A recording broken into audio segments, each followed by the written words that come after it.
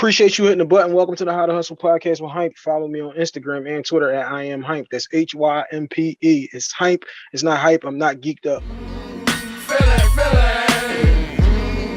Feeling where I am from. Feeling where I am from.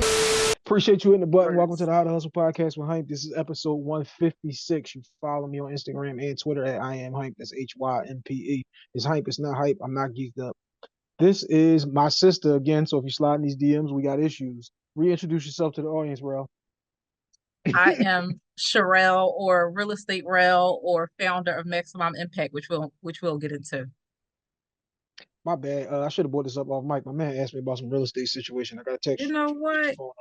But anyway, y'all know this is the autism series again. That is my daughter in the background, full-time dad, if you heard that.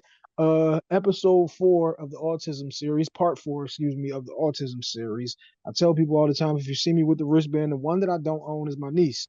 And this is my sister right here who had my niece. So we are about to go through the story here with Rel.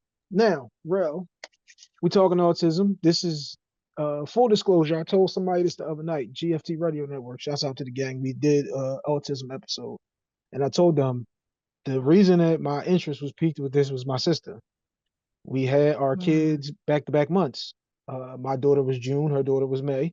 And just at those times of 2020, it was just, I can't physically be there, but just text messages, phone calls, and it's like, so you doing what now? And what's going on? And you went to how many doctor's appointments? And Yes. me not having any type of understanding, it was like, well, maybe if we did a series on the podcast, you understand better. That's how we got here. So now, Rel, floor is yours. You give us the story.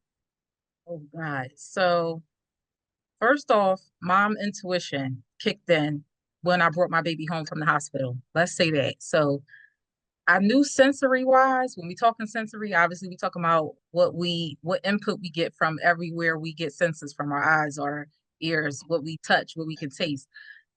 With her, those things were like on 5,000. A typical person, it was like 100. So if I would ball up a bag, she would cry for hours. So I'm talking about like over 4 hours, and I couldn't figure out what was going on. Go to the hospital, they don't know why she's still crying. She couldn't be driven in a car to be calmed down. You know, most people take their baby for a walk in a stroller, drive them for a little ride, and they'll go to sleep. She would cry. I would have to bring a white noise machine in the car with batteries so that she could tolerate a car ride somewhere. All of those things to me were not normal. I knew that wasn't normal. And every other month or so, she would get like a new diagnosis, a new problem, gastro, stuff going on with her digestive system. She had like her first seizure when she was 10 months old. All these things was like, what is this? Like, why is so many things happening? And I was staying on doctors like, what the heck is this? And they were just like, oh, it might just be like, she's colicky. That's what everybody called her. She's colicky. Or, some babies have reflux. They gave her medicine at like 2 weeks old. She had a feeding therapist, all these things at 2 weeks old. And I stayed on them because they would just be like, no, they would minimize it, which is very common for Black families to experience in healthcare. Medical gaslighting. That's not what you're experiencing. What you're saying isn't what's actually happening. When we know this is what I'm seeing with my own eyes. And that's kind of what happened. I had the thing on my damn leg and they wouldn't tell me what that was. And they kept telling like, me, I just don't know what it is. All right, so you was the specialist. Which go is ahead. crazy.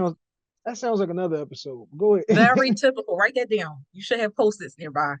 Your ideas come. But it was it was definitely stuff that was coming up, and I was like, I wasn't letting them tell me, no, it's not.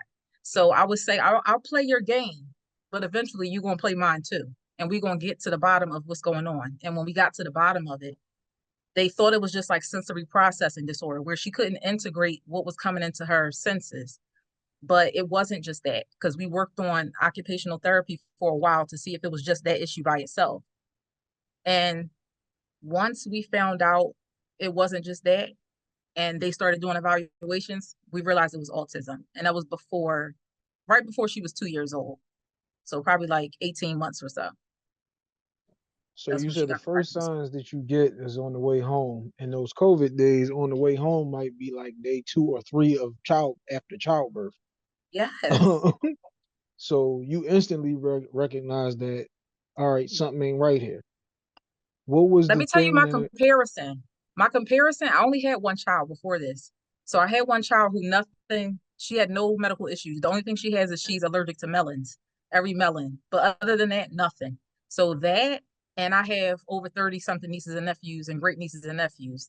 And I worked with kids before. So that's what I was comparing her behavior to. Like, okay, I've seen kids enough to know that this ain't typical. This is the one thing I like to commend the parents on. If you don't wait too long, like you said, this is probably not even a week, and you're like, okay, something's up, because Yes. everybody thinks that their kid is so special. Everybody wants to tell you about like, oh, she was holding the bottle at 3 days, and not like it's not cute if it's not my kid, or if I wasn't Yeah. there. If I was there, like, oh damn, that's crazy. But the picture doesn't really do it for you.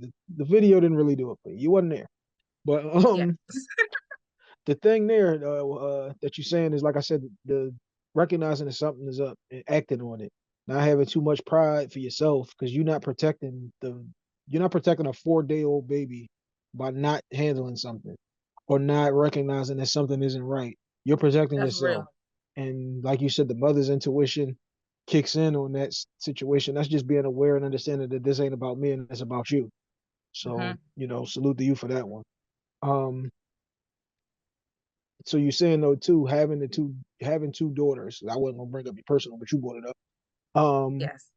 how did she help with this situation? Because like in the beginning, like you said, in the beginning, I got, oh my God, what the hell's going on there? Y'all giving me medicine at 2 weeks. Again, Yes. this is the shutdown. So this is a totally different situation. This is a totally different birth. This is like I can't even Yes. really call and tell nobody. Like I can probably get my mom.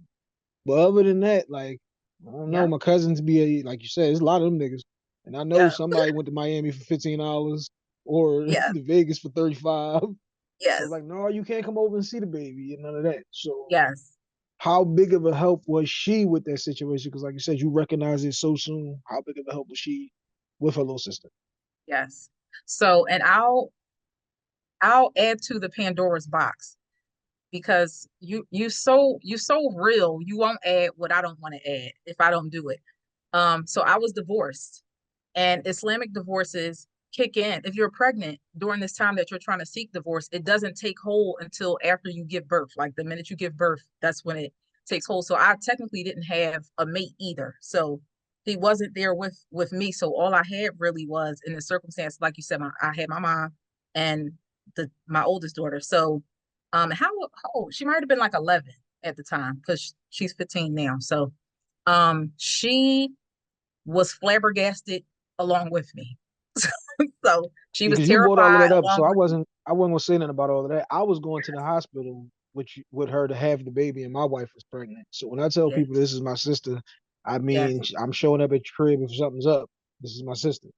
But yeah, go yeah. ahead. And You said she's I put 11. him, I put Jihad in my advanced directive because I so didn't trust the healthcare system with me as a Black mother because of Black maternal mortality, where we die more and our kids die more and they don't help us more.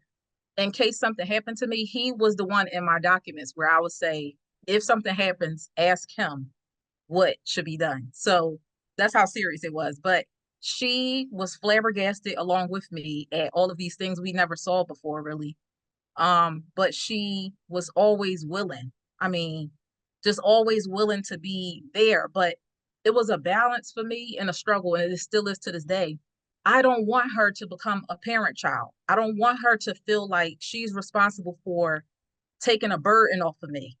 Or Damn. I Oh, don't want her doing that. I don't hold want up. that. A parent child. That's what Oh that's man. called. In psychology, that's what that's called. Where you take Ooh. on the role as a parent, but you're the child and you miss everything you're supposed to have as a child in your childhood.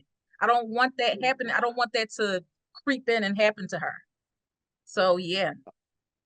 Oh So it's hard man. to accept help. It was hard to accept help, and it's hard to accept help from her today because I want her to have a childhood not looking back like, dang, most of my child these years I don't remember because we worried about when Illy gonna have a seizure. Like I don't want that to be her life, her story.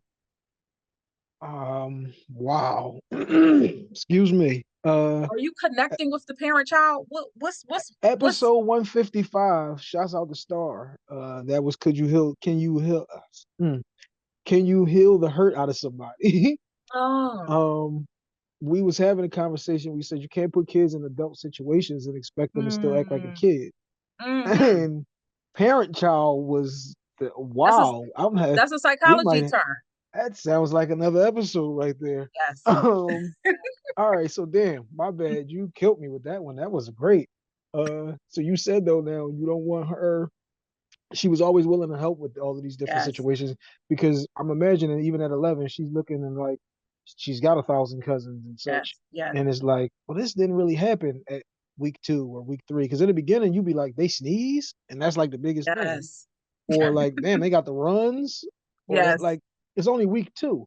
So for Mm-hmm. her to sit there and see like, well, mommy has to keep doing dot dot dot with the baby, and Yeah. it's already I'm trying to process what the whole baby situation is because I was the only child for all these years. Now you came in here with Yes. this For baby. 11 years, she was by herself. Yeah, now you got this whole little baby, and now you need all the attention. I'm Mm. trying to spin in a circle to get a little attention, but oh wait, you just had a seizure. So now Yes. it gets real, and I'm 11 and trying to process that. Mm. So even that portion of it, let's talk a little bit about that. How was that trying to balance like explaining what's going on to the oldest and still dealing with the youngest? And again, we talking about week 2 of this Yeah. situation. Yeah. So how it was difficult. It's difficult to this day, like I said, because I'm still trying to do that because these are critical years for her. She turned 16 December 10th.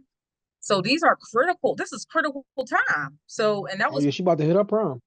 yeah, and that was like S- in puberty at that age. So these are critical times where she need attention. She needs certain things. And I'm just like trying to balance because this is a uncharted territory for me. Like for instance, Mm-hmm. I have never been a parent to two kids before. So I'm still learning.